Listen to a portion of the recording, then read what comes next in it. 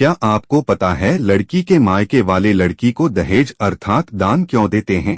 आइए मनुष्य, पृथ्वी, ब्रह्मांड आदि के विनाश को रोकने के लिए, मनुष्य, पृथ्वी, ब्रह्मांड आदि के उज्जवल भविष्य को बनाने के लिए, मनुष्य, पृथ्वी, ब्रह्मांड आदि के भूत, वर्तमान व भविष्य के सत्य को जानते हुए सभी प्रकार के ज्ञान के साथ साथ सभी प्रकार के सर्वश्रेष्ठ नियमों के बारे में भी जानते हैं तथा साथ ही इन नियमों को सभी की सुविधानुसार लागू भी करते हैं।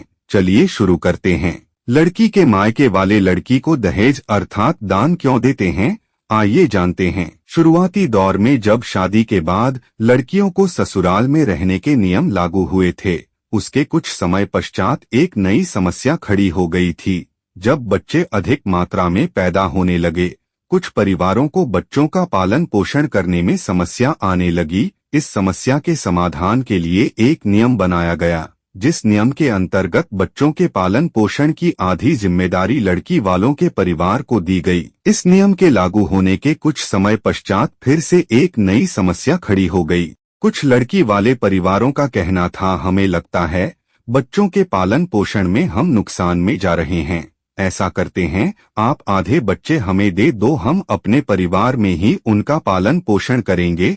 काफी समय तक लोगों ने इस नियम का पालन किया। अब जनसंख्या भी अधिक हो गई थी। लोग अपने अपने परिवारों को सुविधाजनक बनाने में लगे हुए थे।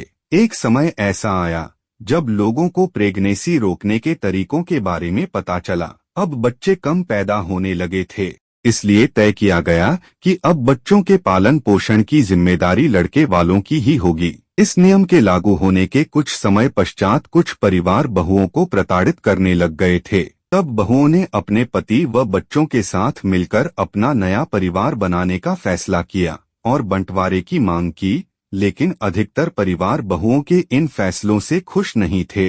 अंततः कुछ परिवारों ने मिलकर एक फैसला लिया, जिस फैसले के अनुसार यह तय किया गया कि लड़की वालों का परिवार लड़की को बंटवारा देगा और लड़के वालों का परिवार लड़के को बंटवारा देगा। लेकिन फिर से एक नई समस्या खड़ी हो गई कि लड़की को तो ससुराल में रहना है, फिर वो मायके में स्थित मकान व जमीन का उपयोग कैसे कर पाएगी। तब तय हुआ कि लड़की को कुछ ऐसी उपयोगी वस्तुएं दी जाएं जो मकान व जमीन की बराबरी करती हों और मुसीबत के समय लड़की के काम आ सके। उस समय ऐसी वस्तुएं सोना, चांदी आदि जैसी धातुएं हुआ करती थी, जिन्हें लड़की को जेवर के रूप में दिया जाने लगा और साथ ही विभिन्न प्रकार की उपयोगी वस्तुएं भी दी जाने लगी, जो वस्तुएं लड़की के जीवन को सुविधाजनक बना सके।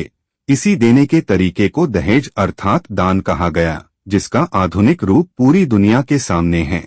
अभी के लिए बस इतना ही, और हाँ, हमेशा की तरह मनुष्य, पृथ्वी, ब्रह्मांड आदि के विनाश को रोकने के लिए, मनुष्य, पृथ्वी, ब्रह्मांड आदि के उज्जवल भविष्य को बनाने के लिए हमारे साथ जुड़े रहें। जय मनुष्य, जय पृथ्वी, जय ब्रह्मांड। कृपया कमेंट बॉक्स में जरूर बताएं कि आने वाली वीडियो किस टॉपिक के साथ बनाएं। मिलते हैं जल्दी से नए टॉपिक के साथ। और हाँ, यदि आप इस मिशन को सपोर्ट करने के लिए कुछ धनराशि देना चाहते हैं या देने के लिए सक्षम हैं, तो स्क्रीन पर दिए गए QR कोड का उपयोग कर सकते हैं। यदि आप अधिक धनराशि देने के लिए सक्षम हैं, तो देने में घबराइए नहीं, क्योंकि आप सभी लोगों के द्वारा दी गई धनराशि का उपयोग मानव आदि के कल्याण के लिए किया जाता है, वो भी कल की भगवान के सानिध्य में।